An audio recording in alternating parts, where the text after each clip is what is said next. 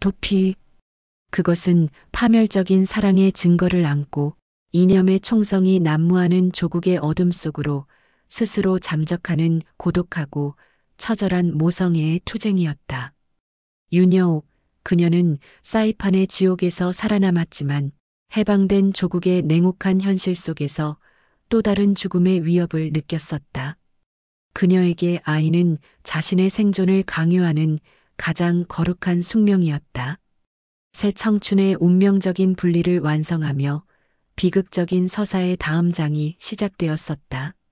아이의 울음소리는 윤여옥에게 구원인 동시에 절망의 메아리였다. 그녀는 최대치의 아이를 낳았다.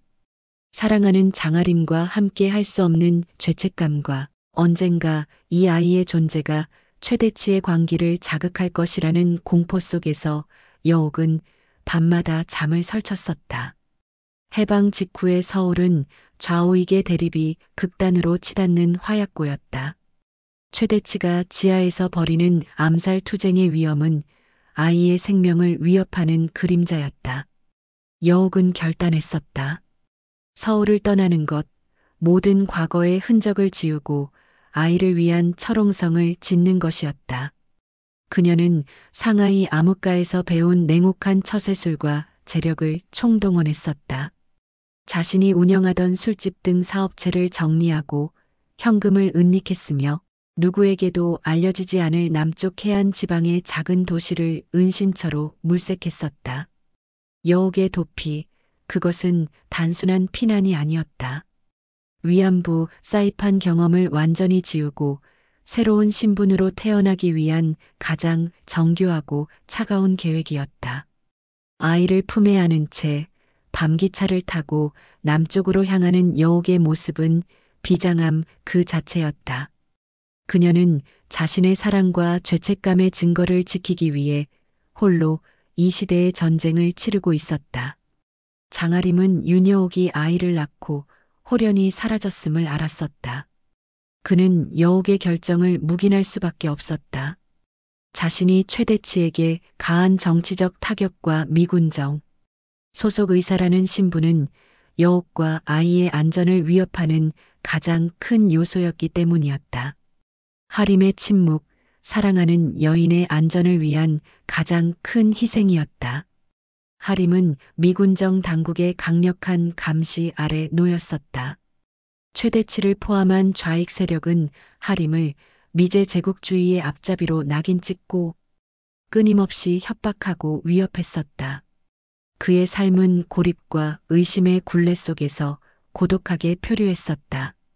친구의 배신, 사랑의 상실, 이념의 혼란 속에서 하림에게 남은 것은 오직 의사로서의 소명과 정의를 추구하는 지식인의 양심뿐이었다.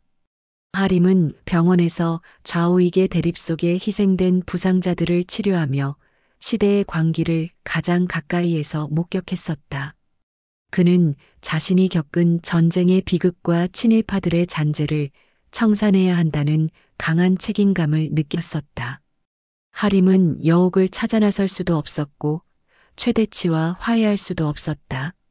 그는 결국 이 모든 혼란의 근원인 과거, 친일파와 위안부 문제의 진실을 파헤쳐 이 고독한 굴레에서 벗어나기로 결심했었다. 그의 시선은 이미 진실이 묻혀있는 저 만주 벌판을 향하고 있었다. 최대치에게 장아림의 배신은 이념적인 타격인 동시에 개인적인 치욕이었다. 그는 자신의 혁명 조직인 적색 공포단의 와해를 겪으면서도 자신이 이 나라의 마지막 희망을 짊어진 유일한 투사라고 맹신했다. 지하로 잠적한 대치는 폭력적인 투쟁을 통해 미군정 세력과 친일파 잔재들을 척결하려 했었다. 그의 분노는 극단적인 방향으로 치달았었다. 대치는 여옥의 소식을 추적했었다. 그가 아이의 존재를 짐작했는지는 알 수 없었다. 하지만 여옥이 하림과 자신 사이에서 결국 하림의 편을 선택하고 도망쳤다는 사실 자체가 대치에게는 용서할 수 없는 배신이었다. 그의 이념적 광기는 개인적인 증오와 결합하여 파괴적인 복수심으로 끌어올랐었다. 대치는 여옥 추격과 하림 단죄를 자신의 혁명 과업과 동일시하기 시작했었다. 대치는 남쪽 세력과의 대결 구도에서 힘을 키우기 위해 북쪽 및 만주 지역의 좌익 세력과 적극적으로 접촉했었다. 그는 보다 강력한 조직력과 군사력을 확보하여 남한 침투를 계획했다. 대치의 잠적, 그것은 곧이어 벌어질 변신이라는 더욱 거대한 음모를 위한 숨고르기 과정이었다. 지하의 늑대 최대치, 그는 자신의 핏줄을 낳고 도망친 여옥과 자신을 배신한 하림에게 가장 잔혹한 복수를 맹세했었다. 그의 눈빛은 이미 만주 땅의 냉혹한 동토처럼 차가웠었다. 윤여옥은 남쪽 해안 도시에 도착하여 아무도 그녀의 과거를 알지 못하는 곳에 정착했었다. 그녀는 자신의 아이에게 최대한 안정된 환경을 제공하기 위해 치밀하게 행동했다. 여옥의 변신은 성공적이었다. 그녀는 과거 위안부 출신 여성이 아니었다. 그녀는 교양 있고 조용하며 재력을 갖춘 신비로운 지역 유지 여성으로 위장했었다. 여옥은 아이의 존재를 숨기기 위해 외출을 극도로 삼가고 주변 사람들과 의도적으로 거리를 두었다. 그녀의 삶은 겉으로는 평화로워 보였지만 내면은 항상 대치 혹은 하림이 찾아올지 모른다는 불안감으로 가득 차 있었다. 특히 아이의 눈빛이나 외모에서 최대치의 그림자가 보일 때마다 여옥은 극심한 고통에 시달렸었다. 아이를 사랑하는 만큼 그것은 대치와의 끊을 수 없는 연결고리였기 때문이었다. 여옥은 홀로 아이를 키우며 자신의 모든 지성과 강인함을 총동원했었다. 그녀의 도피, 그것은 비록 고독했지만 아이의 생존을 위한 가장 절대적이고 숭고한 선택이었다. 윤여옥은 이제 더 이상 나약한 위안부가 아니었다. 그녀는 아이를 지키기 위해서라면 무엇이든 할 수 있는 강인한 어머니이자 생존자였다. 그녀는 남쪽 땅에서 조용히 이 격변하는 시대의 다음 파도를 기다리고 있었다. 도피는 새 청춘을 서로 다른 운명적인 길 위로 나누어 놓았었다. 하림은 진실 추구의 길로, 대치는 이념적 광기의 길로, 여옥은 모성애적 은둔의 길로 나아갔었다. 이들의 서로 다른 변신은 곧이어 만주 땅에서 다시 한번 운명적인 충돌을 예고하고 있었다. 변신. 그것은 지독했던 과거를 지우고 살아남기 위해 시대의 요구에 자신을 끼워 맞추는 새 인물의 처절한 가장이었다.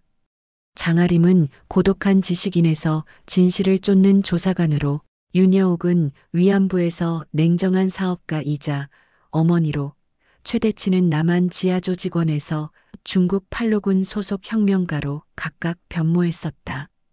그들의 새로운 모습, 곧 만주 땅에서 다시 한번 서로에게 가장 잔혹한 적으로 대면할 운명의 시작이었다. 장하림에게 미군정 소속 의사라는 신분은 더 이상 자신을 보호해 줄 수 없었다. 최대치 세력의 위협과 미군정 내부의 뿌리 깊은 친일파 잔재들의 음모는 하림을 숨 쉴 수 없게 만들었었다. 그는 스스로 이 위협으로부터 벗어나고 자신의 양심적인 의무를 완수하기 위해 가장 위험한 선택을 결행했었다. 바로 진실 추적을 위한 만주 행자원이었다. 하림의 변신, 미군정 소속 일제 잔재 조사단의 핵심 일원으로 자신을 위장하는 것이었다. 겉으로 보기엔 미군 측과 협력하는 모습이었지만 하림의 진정한 목표는 만주 땅에 묻혀있는 일제의 잔혹한 위안부, 운영 자료와 친일파들의 비리 증거를 확보하여 조국 해방의 진정한 의미를 찾는 것이었다.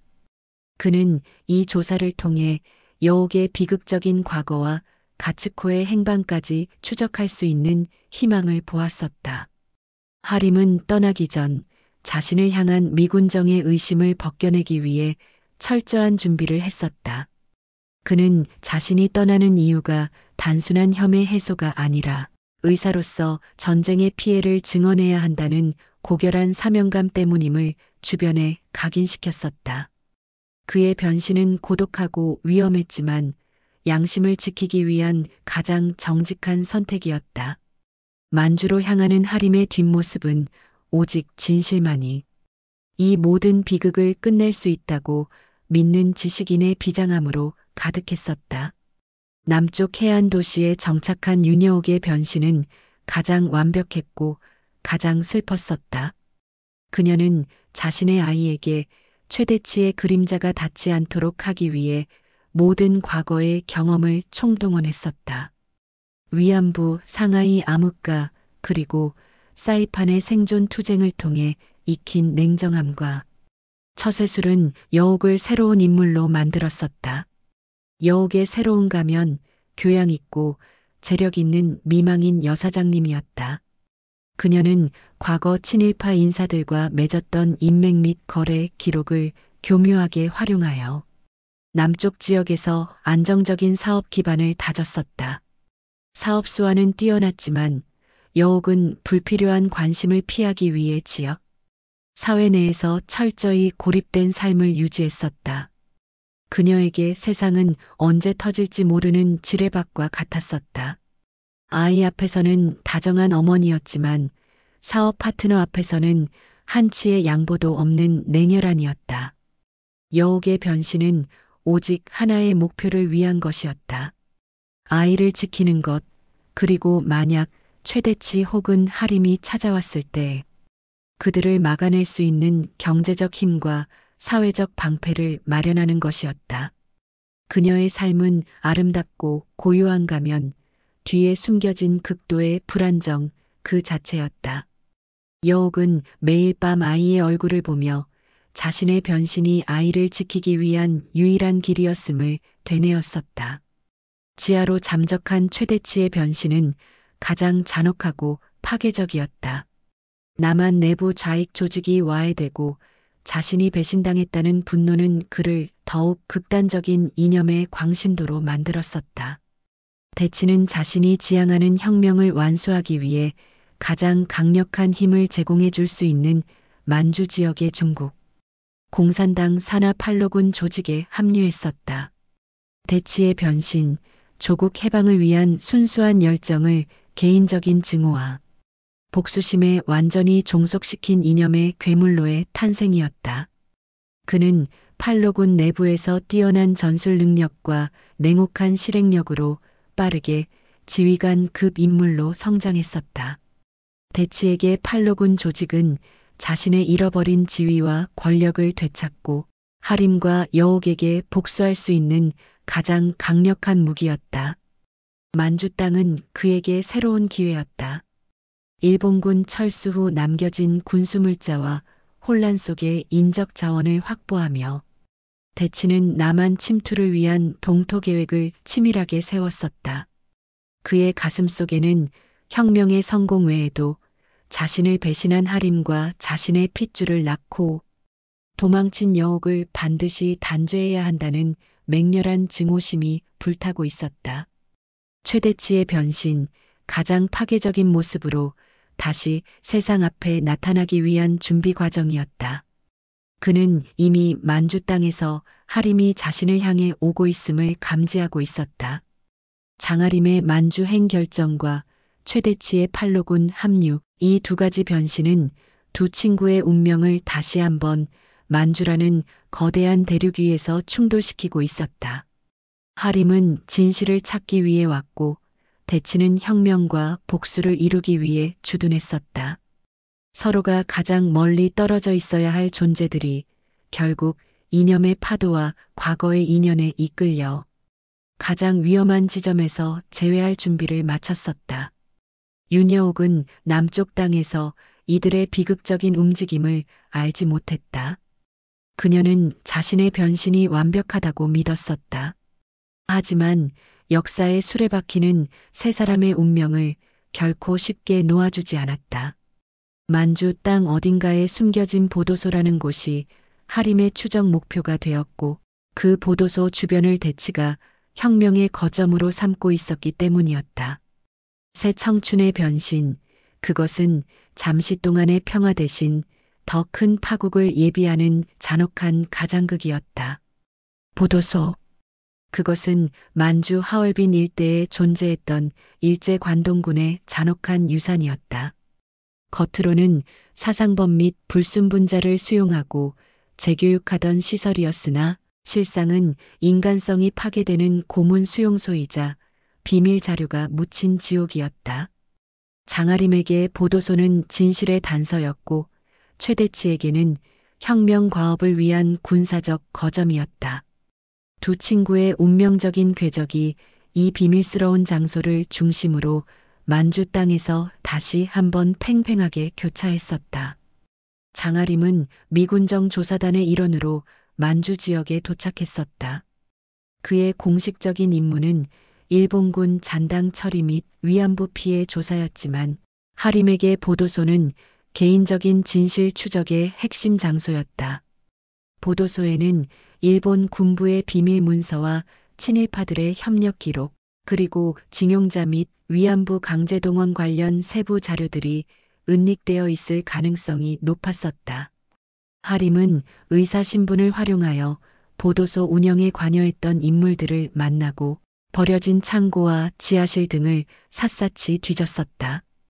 그의 집념, 여옥의 과거 고통에 대한 역사적인 증거를 찾고 자신이 목격한 전쟁의 비극을 세상에 밝혀야 한다는 고독한 사명감이었다. 하림은 이 과정에서 보도소 내부 수감자들이 겪었던 인권 유린의 잔혹한 증거들을 발견하고 극심한 분노와 슬픔에 빠졌었다. 하림은 보도소 주변 조사 중 이상한 낌새를 감지했었다. 누군가 자신의 움직임을 감시하고 있다는 느낌, 그리고 일본군 철수 후 남겨진 물품들이 은밀하게 다른 세력에 의해 탈취되고 있다는 정황이었다. 하림은 직감했었다. 이 보도소 주변이 단순한 폐허가 아니라 만주 지역의 이념 갈등이 가장 첨예하게 대립하는 전선 중 하나라는 사실이었다. 그의 추적은 곧 친구와의 운명적인 대결로 이어지고 있었다. 최대치는 팔로군 내부에서 만주 지역의 일본군 시설 및 물자 탈취 임무를 맡았었다. 그에게 보도소는 혁명 과업을 위한 가장 중요한 전략적 거점 중 하나였다. 보도소 시설은 수많은 인원을 수용할 수 있었고 지하 창고에는 일본군이 미처 파괴하지 못한 무기 및 군수물자 일부가 남아 있었기 때문이었다. 대치는 이곳을 거점으로 새롭게 영입된 조선인 좌익 인물들을 훈련시키고 남한 침투를 위한 동토 계획을 구체화했었다. 그의 지휘력과 냉혹한 카리스마는 보도소 지역을 팔로군 조직의 핵심 전초기지로 바꾸어 놓았었다. 대치에게 이념은 더 이상 추상적인 개념이 아니었다. 그것은 자신에게 배신감을 준 세력 전부를 척결하고 세상을 새롭게 뒤엎을 강력한 총구였다. 최대치는 장하림 일행이 보도소 주변을 조사하고 있음을 정확히 파악했었다. 그의 분노는 이념적 적에 대한 경멸과 개인적인 원한이 뒤섞인 극단적인 증오심이었다. 대치는 하림을 단순한 조사관이 아니라 자신들의 혁명 과업을 방해하고 미제 제국주의에 협력하는 제거 대상으로 규정했었다. 보도소 주변은 대치에게 하림을 덫에 걸리게 할 가장 효율적이고 잔혹한 결투장이었다. 보도소를 중심으로 장하림 일행과 최대치 조직 간의 팽팽한 긴장감이 감돌았었다. 하림 측은 일본군 잔당철이라는 표면적인 임무를 수행하며 은밀히 자료를 추적했고 대치 측은 철저하게 은신하며 하림 일행의 일거수일투족을 감시했었다. 두 세력 간의 접근전은 매우 위험하고 아슬아슬했었다. 서로가 서로에게 총을 겨누고 있었지만 아직은 충돌의 명분과 결정적인 순간을 기다리는 중이었다. 하림은 조사 과정에서 자신의 옛 친구였던 대치가 만주 좌익 세력의 핵심 인물로 변모했음을 확인했었다. 그의 가슴은 비통함으로 가득했었다. 사랑하는 여인을 놓아주고 지키려 했던 자신의 결단이 결국 친구를 잔혹한 적으로 돌아오게 했음을 자책했었다.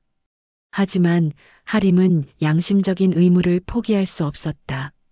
그의 목표 친일 세력 청산과 위안부 문제 해결이라는 역사적 책임이었다. 보도소 주변의 혹독한 추위, 곧 닥쳐올 동토의 계절은 이 두 친구의 냉혹한 대결 상황을 더욱 극단으로 몰아가고 있었다. 보도소 자료 속에 숨겨진 진실과 그것을 가로막으려는 최대치의 총구, 만주 땅의 어둠 속에서 새 청춘의 운명이 다시 한번 파국의 소용돌이로 향하고 있었다. 동토. 그것은 만주 대륙을 뒤덮은 혹한의 겨울이었다. 차가운 눈보라와 숨막히는 추위는 장하림과 최대치의 냉혹한 대결 상황을 더욱 극단으로 몰아세웠다. 동토는 자연의 힘 이상의 의미를 지녔었다. 이념의 광기와 개인적인 복수심으로 인간성이 얼어붙은 두 친구의 마음을 상징하는 비극적인 배경이었다. 침묵과 고독 속에서 대치는 하림을 향한 최후의 공격 명령을 내릴 준비를 마쳤었다. 최대치에게 동토의 혹한은 오히려 절호의 기회였다. 미군정 소속 조사단이 만주 겨울의 매서운 추위의 취약함을 알았기 때문이었다. 대치는 팔로군 조직원들에게 하림 일행이 주둔한 보도소 주변 거점을 완벽하게 포위하고 감시할 것을 명령했었다. 그의 계획 혹한으로 경계가 느슨해진 틈을 타 침투하여 장하림을 생포하고 모든 조사 자료를 탈취하는 것이었다. 대치의 눈빛은 얼어붙은 호수처럼 차가웠었다. 그에게 하림은 오랜 친구 하림이 아니었다. 자신의 혁명을 방해하고 자신의 사랑 윤여옥을 가로챈 미제 제국주의의 앞잡이였다. 대치는 이념의 정의라는 이름으로 개인적인 증오를 정당화했었다. 그는 하림을 생포하여 남한 세력과의 협상 도구로 활용하는 동시에 자신의 손으로 하림을 단죄하고 복수할 수 있는 방법을 치밀하게 모색했었다. 동토는 대치 내면의 파괴적인 광기가 가장 극렬하게 표출되는 계절이었다. 장하림 일행이 주둔한 보도소 주변 거점은 혹한의 추위로 인해 기능이 마비될 지경이었다. 하림은 추위 속에서도 의사본연의 자세를 잃지 않고 조사 단원들의 건강과 사기를 돌봤었다. 하지만 그의 내면은 만주 바람만큼이나 차가운 고독으로 가득했었다. 여옥의 부재, 최대치의 적대적인 존재, 그리고 미군정 내부의 불신 속에서 하림은 오직 진실만을 믿고 버텨냈었다. 하림은 대치 조직이 가까이 있음을 확신했었다. 그는 친구와의 운명적인 충돌이 임박했음을 예감하고 경계 태세를 강화했었다. 하림의 최우선 목표, 자신이 피땀 흘려 확보한 보도소 관련 자료 중 핵심 증거들을 안전하게 보호하고 남한으로 보내는 것이었다. 그는 자료를 빼앗기면 여옥이 겪었던 비극적인 과거의 진실이 영원히 묻힐 것임을 알았기 때문이었다. 하림에게 동토는 자신의 양심과 의지를 단련시키는 시련의 계절이었다. 그는 자신의 비극적인 운명을 묵묵히 받아들이고 최후의 순간까지 의사로서 그리고 양심적인 지식인으로서 행동할 것을 결의했었다. 하림의 고독한 사투, 만주 동토 위에서 인간의 존엄성을 지키기 위한 가장 치열한 싸움이었다. 최대치는 더 이상 기다리지 않았었다. 그는 동토의 가장 매서운 밤을 택하여 하림 거점에 대한 침투 작전을 최종적으로 승인했었다. 대치 조직원들은 하얀 설원 위로 은밀히 움직이며 하림 일행의 경계망을 뚫을 준비를 마쳤었다. 그들의 움직임은 매우 정교하고 노련했었다. 최대치가 팔로군 내에서 얼마나 강력하고 냉혹한 지휘관으로 변신했는지를 증명하는 순간이었다. 대치의 목소리는 무전기를 통해 작전팀에 냉정하게 울려 퍼졌었다. 장아림을 생포하라. 저항하는 자는 모두 제거한다. 이 명령, 과거 친했던 친구에게 날리는 가장 잔혹한 사형 선고였다. 동토의 침묵 속에서 대치의 복수심이 응축된 파괴적인 공격이 시작되고 있었다. 하림 거점의 경계병들은 이미 혹한과 피로 속에서 지쳐 있었다. 최대치 조직의 은밀한 움직임은 거의 감지되지 않았었다. 동토의 새벽, 이념과 우정의 마지막 파국이 시작될 운명적인 시간이었다. 장아림은 자신의 심장이 맹렬하게 뛰고 있음을 느꼈었다. 그는 자신을 향해 닥쳐오는 운명 앞에서 비로소 총을 들었었다. 친구와의 결투를 위해서가 아니라 자신이 지키려 했던 진실과 여우, 그리고 아이에게 돌아가기 위한 생존 투쟁을 위해서였다. 침투. 그것은 만주 동토의 혹한을 뚫고 벌어진 최대치의 파괴적인 공격이었다. 밤의 어둠과 눈보라를 방패 삼아 팔로군 정예 조직원들이 장아림 거점을 향해 움직였다. 침투는 단순한 군사작전이 아니었다. 배신감과 광기에 사로잡힌 최대치가 옛 친구에게 가하는 가장 잔혹한 심판이자 이념 대립의 소용돌이 속에서 두 청춘의 운명이 결정적으로 파국으로 치닫는 총성이었다. 최대치가 직접 지휘한 침투 작전은 매우 정교하고 신속했었다. 팔로군 소속 조직원들은 하얼빈 외곽 보도소 주변에 위치한 장아림 조사단 거점을 삼면에서 포위했었다. 동토의 매서운 추위가 하림 일행의 경계심을 흐트러뜨리는 최고의 조력자였다. 눈 위의 작은 발자국 소리조차 극도의 긴장감 속에서 만주 땅의 침묵을 깨뜨리지 못했었다. 대치는 거점 외부 은신처에서 작전 전체를 지휘했었다. 그의 목표는 명확했다. 장아림 생포, 그리고 하림이 확보한 친일 자료 전부 탈취였다. 대치에게 하림을 인질로 잡는 것은 자신의 혁명 과업에 가장 큰 전략적 우위를 제공하는 것이었다. 그의 지시하에 정예 요원들이 창문을 통해 그리고 잠겨진 문틈으로 하림의 거점 내부로 침투하기 시작했었다. 침투 순간의 극도의 고요함, 곧 이어질 파국을 예고하는 숨막히는 전조였다. 장아림은 대치의 공격이 임박했음을 직감하고 있었다. 그는 미리 보도소 관련 핵심 자료들을 안전한 곳에 은닉하거나 최악의 경우를 대비하여 파기할 준비를 마쳤었다. 하림의 손에는 미군정 조사단으로부터 지급받은 권총이 들려 있었다. 의사로서 생명을 구해야 할 그가 친구와의 운명적인 대결 앞에서 총을 든 것은 비극적인 아이러니였다. 침투가 시작되는 순간 고요했던 만주 밤하늘을 가르는 총성과 격렬한 격투 소리가 터져 나왔었다. 하림은 조사단원들과 함께 필사적으로 저항했지만 최대치 조직원들의 숙련된 공격과 수적 열세 앞에서 오래 버틸 수는 없었다. 그의 내면 속에는 친구를 향한 연민과 자신의 사명을 지키려는 강력한 의지가 뒤섞여 끌어올랐었다. 하림은 싸움 중에도 은닉된 자료의 위치를 최대치에게 들키지 않기 위해 필사적으로 노력했었다. 격렬한 격투 끝에 장아림은 결국 제압당했었다. 조사단원들 중 일부는 부상을 입었고 나머지는 포박당했었다. 그리고 침투 작전의 가장 극적인 순간 최대치가 거점 내부로 들어섰었다.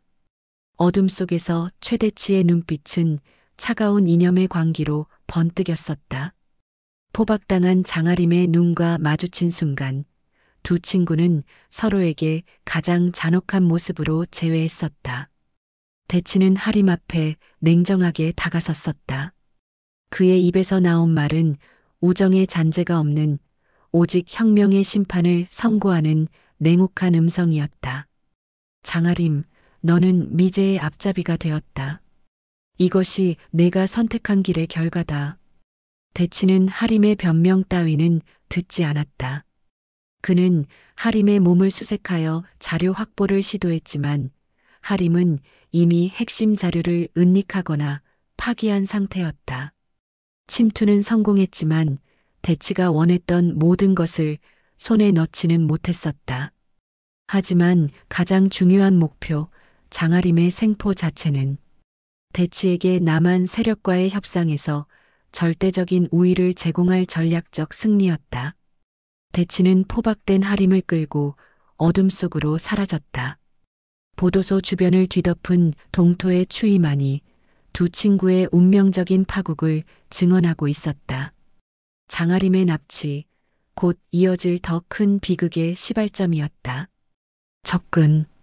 그것은 장하림의 생포 이후 최대치가 만주 팔로군 조직을 통해 미군정 및 남한 세력에 손을 내미는 냉혹하고 전략적인 협상 시도였다. 하림에게 접근은 살아남아 여옥에게 돌아가기 위한 마지막 심리전 투쟁이었고 대치에게 이는 자신의 혁명 과업 성공을 위한 가장 중요한 정치적 도박이었다.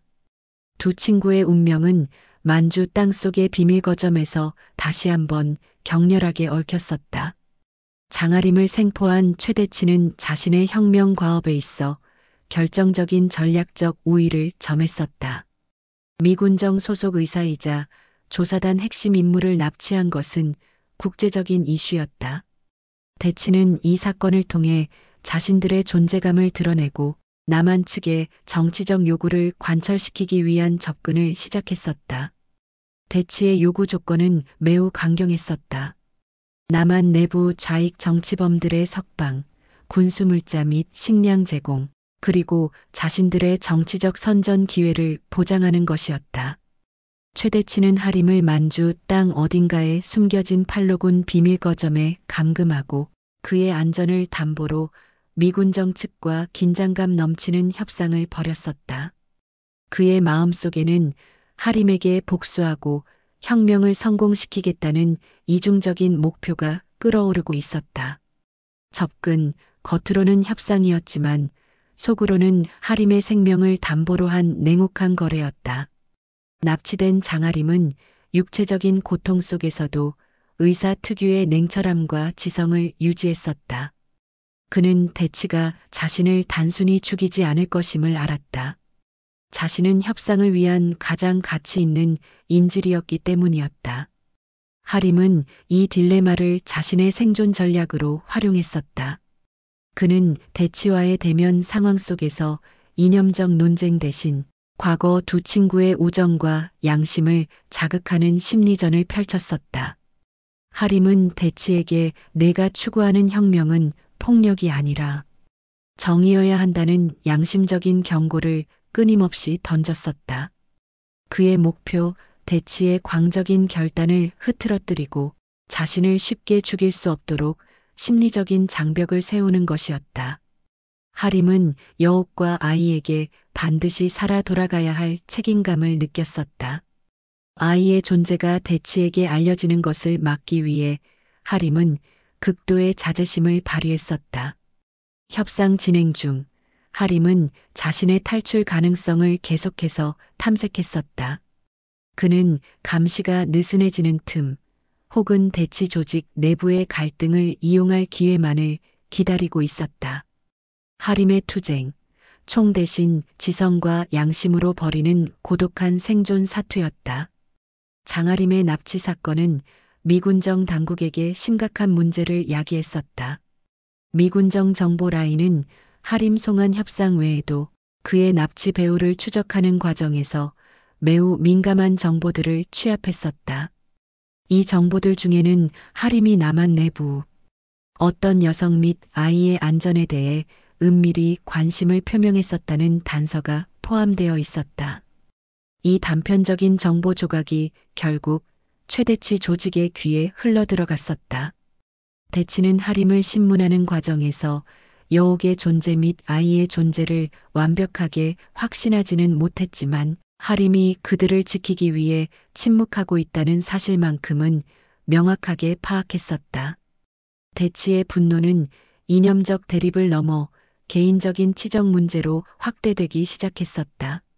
접근 시도와 협상 과정은 결국 최대치에게 윤여옥이 아직 남한 땅, 어딘가에 자신의 아이를 품고 숨어 있다는 가장 치명적인 단서를 제공하는 역할을 했었다. 만주 땅에서 벌어진 이 냉혹한 협상 뒤에는 남쪽 땅에 홀로 아이를 키우는 윤여옥에게 드리워질 납치라는 더욱 끔찍한 운명이 예고되고 있었다. 납치. 그것은 최대치의 이념적 광기와 개인적인 증오심이 결합하여 윤여옥에게 가한 가장 잔혹한 보복이었다. 만주에서 하림을 생포한 최대치는 아이의 존재를 확신하고 자신의 핏줄을 탈취하여 여옥의 모든 것을 파괴하려 했었다. 남쪽 땅의 평화로운 가면 뒤에 숨어있던 윤여옥의 철옹성이 무너지는 순간이었다. 아이의 납치, 새 청춘의 운명이 가장 잔혹하게 다시 한번 만주 땅으로 향하는 파국의 시작이었다. 만주 비밀거점에서 협상을 지휘하던 최대치는 하림에게서 아이의 존재 위치에 대한 결정적인 정보를 얻어내는데 실패했었다. 하지만 하림이 보인 극도의 경계심과 외부 정보, 라인을 통해 취합한 단서들을 종합하여 대치는 윤여옥이 자신의 아이를 남쪽 지방 어딘가에 숨기고 있음을 완전히 확신했었다. 대치는 더 이상 망설이지 않았다. 그의 분노는 혁명적 분노를 넘어선 개인적인 소유욕과 질투였다. 대치는 자신의 가장 신뢰하는 정예 조직원들을 은밀히 남한으로 파견했었다. 그들의 임무 윤여옥을 제거하거나 위협하는 것이 아니었다. 오직 하나의 목표, 아이를 납치하여 만주로 데려오는 것이었다. 대치는 자신의 핏줄 탈환을 통해 여옥에게 가장 극심한 고통을 주고 하림 협상에서 더욱 결정적인 우위를 점하려 했었다. 잔혹한 복수 계획, 그것은 대치 내면의 인간성이 완전히 파괴되었음을 드러내는 증거였다. 남쪽 해안 도시에서 조용히 아들을 키우던 윤여옥은 자신의 은둔 생활이 완벽하다고 믿었었다. 그녀는 매일 아이를 보며 과거의 비극을 씻어내고 하림에게 떳떳하게 돌아갈 날을 꿈꿨었다. 하지만 운명의 파도는 결국 그녀의 가장 약한 고리를 건드렸었다. 어느 날 밤 최대치가 보낸 조직원들이 여옥의 집에 은밀히 침투했었다. 여옥은 불길한 낌새를 채고 아이를 숨기려 했지만 조직원들은 매우 노련하고 신속했었다. 여옥은 필사적으로 아이를 지키려 했고 그녀의 모성에는 위안소와 상하이 암흑가에서 배운 모든 생존 기술을 끌어냈었다. 하지만 그녀의 저항은 역부족이었다. 총을 든 여러 명의 조직원들 앞에서 여옥은 결국 쓰러질 수밖에 없었다. 납치 순간의 아이의 울음소리, 그것은 여옥에게 지구상의 모든 고통을 응축한 절규 그 자체였다. 그녀의 눈앞에서 아이는 조직원들에게 끌려 만주로 향하는 비행기에 실렸었다. 여옥의 모든 변신과 도피 노력은 한순간에 물거품이 되었었다. 아이를 잃은 어머니의 절규, 남쪽 밤하늘을 찍고 울려 퍼졌었다. 만주 비밀거점에 감금되어 있던 장아림은 아이의 납치 소식을 간접적으로 전해 들었었다. 그의 가슴은 죄책감과 분노로 찢어졌었다. 자신의 망설임과 최대치와의 인연을 끊지 못한 어리석음이 결국 여옥과 아이에게 가장 극심한 비극을 가져왔음을 깨달았었다. 하림의 심장, 더 이상 인질로 남아있을 수 없다는 결의로 맹렬하게 타올랐었다. 하림은 최대치 조직원들의 감시가 느슨해진 틈을 타 극적인 탈출 시도를 감행했었다. 의사로서 배운 신속한 판단력과 만주에서 단련된 생존력은 그의 탈출을 도왔었다. 탈출에 성공한 하림은 곧바로 미군정 당국에 최대치 조직의 잔혹한 행위 및 아이 납치 사실을 폭로했었다. 그의 양심적인 고백은 국제적인 파장을 일으켰었다. 장아림의 사명은 이제 단순한 진실 추적이 아니었다. 그것은 사랑하는 여인 여옥과 아이를 최대치의 광기로부터 구출하는 것이었다. 하림은 자신의 모든 것을 걸고 최대치 조직과 만주 땅을 향한 필사적인 추격 작전을 시작했었다. 아이의 납치, 이 잔혹한 비극은 새 청춘의 운명을 다시 하나의 파국적인 원점으로 되돌려 놓았었다. 팔로군. 그것은 최대치가 자신의 혁명 과업과 개인적인 복수심을 실현하기 위해 최후의 무기로 선택한 중국 공산당 산하의 강력한 조직이었다. 만주 대륙 속에서 팔로군 지휘관으로 변신한 최대치의 권력과 광기는 극에 달했었다.